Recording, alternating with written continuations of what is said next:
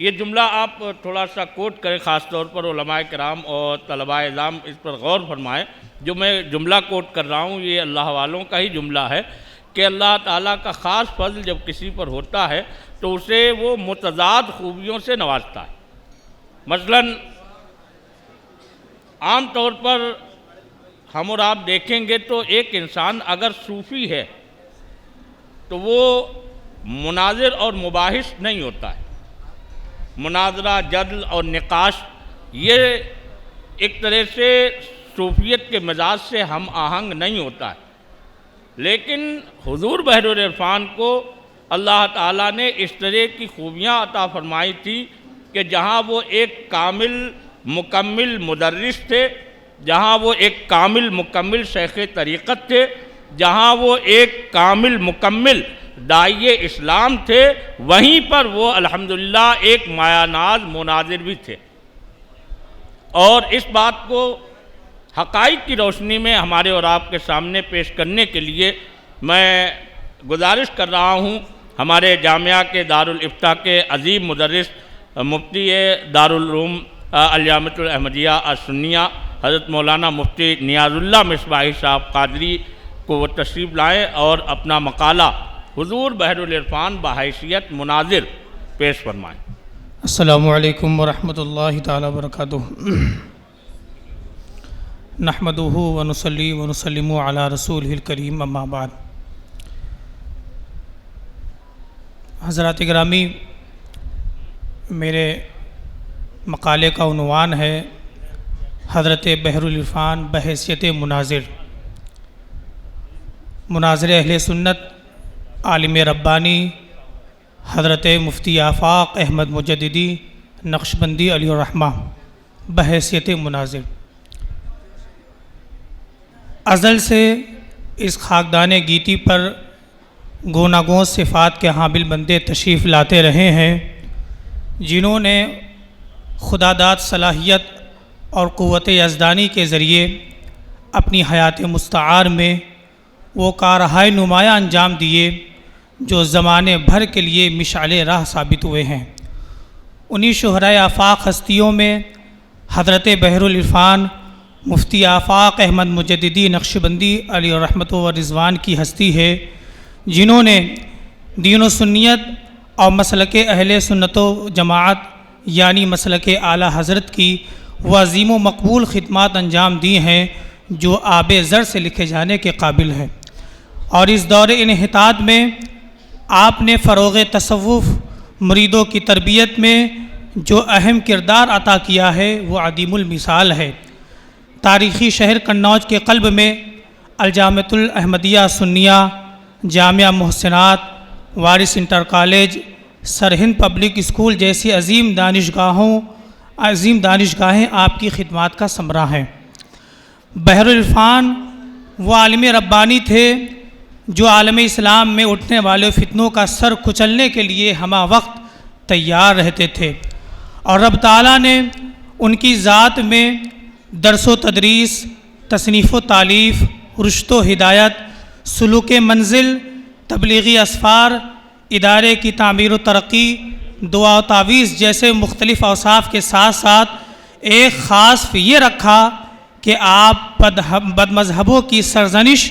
اور سرکوبی کے لیے ہمیشہ سینہ سپر ہو کر کے تیار رہتے اور میدان مناظرہ میں ہمیشہ ان کو ذلیل و رسوا فرماتے، جس کے سبب علاقے میں کوئی فتنہ پنپ نہیں سکتا تھا۔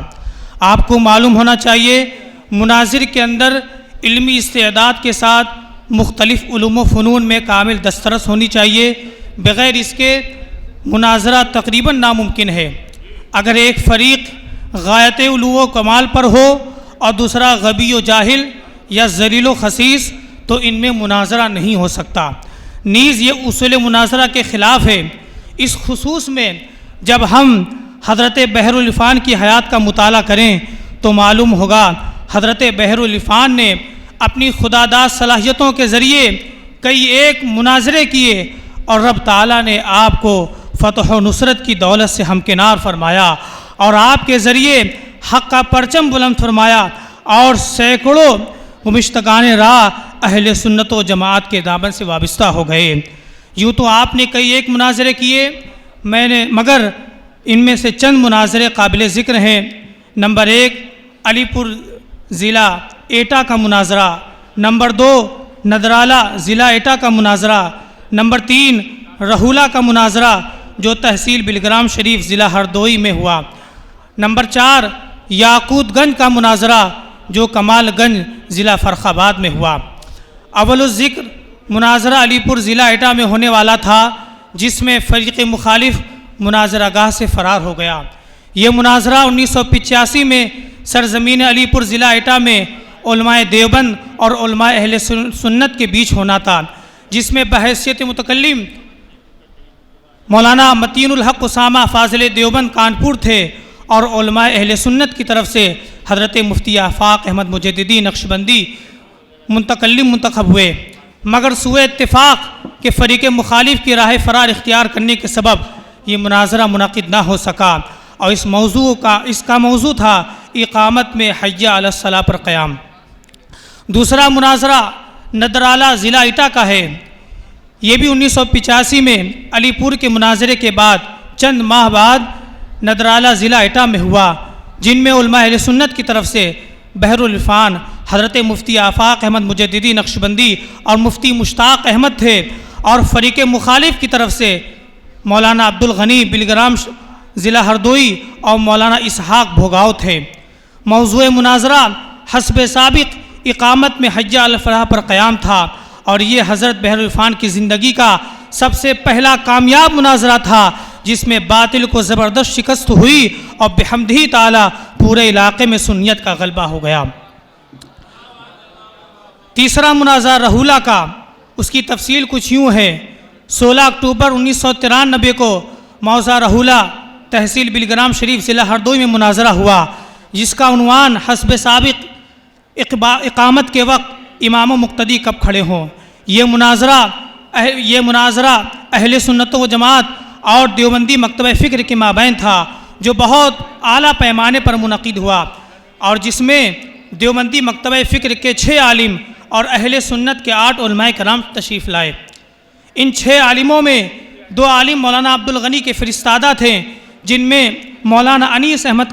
آزاد قابل ذکر ہیں، کیونکہ یہی ان کے منتخب کردہ مناظر تھے، جبکہ اہل سنت کی طرف سے مناظر اہل سنت حضرت مولانا شہادت حسین صاحب صدر المدرسین جامعہ مظہر العلوم گرسہائے گنج منتخب تھے۔ دیوبندی موصوف اولاً اپنی چر زبانی اور ہمادانی کے سبب سامعین کو بڑے طراق انداز میں جاذب اور دلکش جملوں کے سیج پیش کر رہے تھے، اور ابتدائی سے غیر ضروری مباحث میں لگ گئے۔ اپنے مد مقابل مناظر اہل سنت حضرت مولانا شہادت حسین صاحب سے اصول مناظرہ و موضوع مناظرہ سے کنارہ کش ہو کر نحوی اور صرفی بحث شروع کر دی۔ آخرکار ناچار ہو کر حضرت بحر العرفان مفتی آفاق احمد مجددی نقشبندی بانی الجامعۃ الاحمدیہ سنیہ قنوج نے اپنے ہاتھ میں کمان لی، اور پورے روب و دبدبہ کے ساتھ دیوبندی مولوی پر تنبیہ شدید فرمائی، اور اسے اصل موضوع کی طرف کھینچ کر لائے۔ اور پھر آپ نے کتب فقہ کی ایک مشہور و متداول کتاب شرح وقایہ کے کتاب الصلاۃ کی درج ذیل عبارت پڑھوا کر موصوف سے ترجمہ طلب فرمایا۔ عبارت یہ تھی وَيَقُومُ الْإِمَامُ وَالْقَوْمُ عِنْدَ حَيَّ عَلَى الصَّلَاةِ، جس کا صاف اور صریح مطلب یہ تھا کہ امام و مقتدی حی علی الصلاۃ کے وقت کھڑے ہوں۔ دیوبندی فاضل کی زبان سے جب مذکورہ عبارت و ترجمہ کو سامعین نے سنا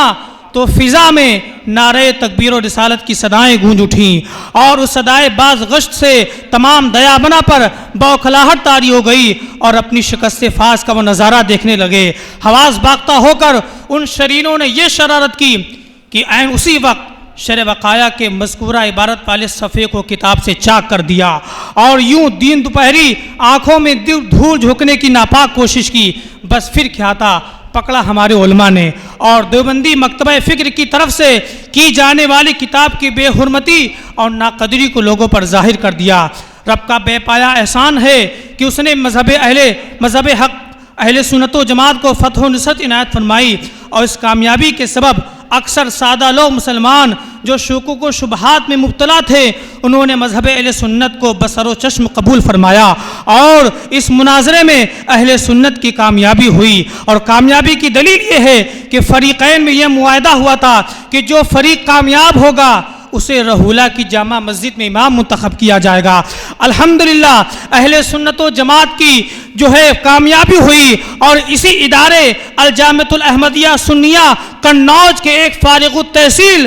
مولانا محمد آصف کو وہاں کی جامع مسجد میں منصب امامت و خطابت پر مقرر فرما دیا گیا۔ چوتھا مناظرہ یاقوت گنج ضلع فرخ آباد، جو دیوبندی جماعت کی بڑی ہزیمت کے بعد چند ایام، جو رہولہ کا مناظرہ ہوا تھا اس کے چند ایام کے بعد یہ مناظرہ منعقد ہوا۔ اس کا عنوان بھی یہی تھا، حجہ الفرح پر قیام، جس کے عینی شاہد حضرت مولانا اخلاق احمد مجددی برادر اصغر بحر العرفان اور مولانا دلشاد احمد وغیرہ ہیں۔ اس مرتبہ بھی مناظرے میں دیوبندی مکتبہ فکر کی طرف سے وہی مولانا انیس احمد آزاد تھے، اور اہل سنت کی طرف سے حضرت مولانا صغیر احمد جوکھن پوری منتخب تھے۔ کافی دیر تک فریقین کے مابین غیر سنجیدہ اور موضوع سے ہٹ کر گفتگو چل رہی تھی جو نتیجہ خیز نہ تھی۔ عین اسی وقت بحر العرفان حضرت مفتی آفاق احمد مجددی نقشبندی نے مورچہ سنبھالا اور متکلم موصوف مولانا انیس آزاد سے فتاوی دارالعلوم دیوبند کی عبارت کا جواب طلب فرمایا، جس میں اقامت میں حجہ الفلاح پر کھڑے ہونے کی صراحت تھی، مگر موصوف نے ای و آ کر کے وضاحت نہ کی بلکہ خلط مبحث کیا اور کوئی جواب نہ بن سکا۔ آخرکار رب قدیر نے دیوبندی جماعت کو ذلیل و رسوا فرمایا اور اہل عقل و فہم کو حق کی جھلکیاں عطا فرمائی، اور انہوں نے حق کو پہچان کر مطیب خاطر حق کو قبول کیا۔ اس کے بعد اس شیر نیر کی ایسی دھاک بیٹھی کہ نہ صرف قنوج بلکہ نوحیہ اضلاع مثلا ہردوئی، فرخ آباد، مین پوری، ایٹا، اوریا، اٹاوا، جالون، کانپور دیہات وغیرہ میں کوئی دیوبندی وہابی اگر اپنے اجتماعات وغیرہ میں اس اسلاف کے خلاف گستاخی کرتا، دریدہ دہنی کرتا، حضرت بحر العرفان کو معلوم ہو جاتا تو یہ شین نر بذات خود وہاں پر تشریف لے جاتا اور دہاڑ کر وہاں پر مناظرے کا چیلنج کرتا، حق کا اعلان فرما کر اسے ہر طرح سے مقابلے کی دعوت دیتا، مگر ان میں سے کسی کی سامنے آنے کی ہمت نہیں ہوتی تھی۔ جبکہ اس کے خلاف کئی واقع رونما ہوئے، مثلا ہیرا روشن پور تحصیل بلگرام میں یہ ایک واقعہ ہوا کہ علماء دیوبند میں مولانا عبدالغنی اور انیس عالم آزاد نے سرکار اعلیٰ حضرت کی شان میں گستاخیاں کی۔ حضور بحر العرفان کو معلوم ہوا، آپ وہاں پر تشریف لے گئے اور ان کو للکارا اور مناظرے کا کھلا چیلنج کیا۔ اسی طریقے سے ضلع فرخ آباد کے ایک گاؤں عیسیٰ پور کے دیوبندیوں نے اپنے اجتماع میں بزرگوں کی شان میں گستاخی کی۔ حضرت بحر العرفان وہاں تشریف لے گئے اور انہیں بڑی بہادری کے ساتھ چیلنج کیا اور سخت تنبیہ فرمائی کہ اگر آئندہ اس طرح کی کوئی گستاخی اور دریدہ دہنی ہمارے سننے میں آئی تو سن لو، یہاں کے جو سیٹ ہیں، کولڈ اسٹوریج کے جو مالکان ہیں، جو سنیوں کے بلبوتے اپنی دکان چلا رہے ہیں، اپنے ڈبیاں چلا رہے ہیں، سن لو اگر آئندہ کوئی گستاخی سننے میں آئی تو آفاق احمد مجددی ان کی دکانیں بند کر دے گا، ان کے ڈبیاں بند کر دے گا۔ اور سنو، الحمدللہ ہمارے سنی بزرگوں کی گستاخی سن کر کسی بھی دیوبندی وہابی سے کسی طرح کا تعلق رکھنے کے روادار نہیں ہو سکتے۔ وہاں کے وہابیوں کو للکارا مگر ان میں سے کسی کی بھی سامنے آنے کی ہمت نہ ہو سکی۔ یہی وجہ تھی کہ حضرت سیدی سرکار اویس مصطفیٰ واسطی زیدی بلگرامی زیدہ شرفوم نے حضرت بحر العرفان کے وصال کے بعد بھرے مجمع میں اعلان فرمایا کہ اب اہل سنت میں علاقے میں ایسا کوئی عالم نہیں ہے کہ اگر کوئی دیوبندی وہابی کھڑا ہو جائے تو اس کا دندان شکن جواب دے سکے۔ حضرت بحر العرفان گویا کہ ہم سے یہ کہتے ہوئے دنیا سے رخصت ہو گئے، رکھتے نہیں غرض ہم دنیا کے این و آ سے، ہم رند مصطفیٰ ہیں مطلب نہیں جہاں سے، چھیڑے نہ ہم کو کوئی کہہ دو یہ انس و جہاں سے، ظلمت کو چھاٹ دیں گے آفاق ہم جہاں سے، پایا ہے مصطفیٰ سے فیضان کا وہ دھارا۔ خلاصہ یہ ہے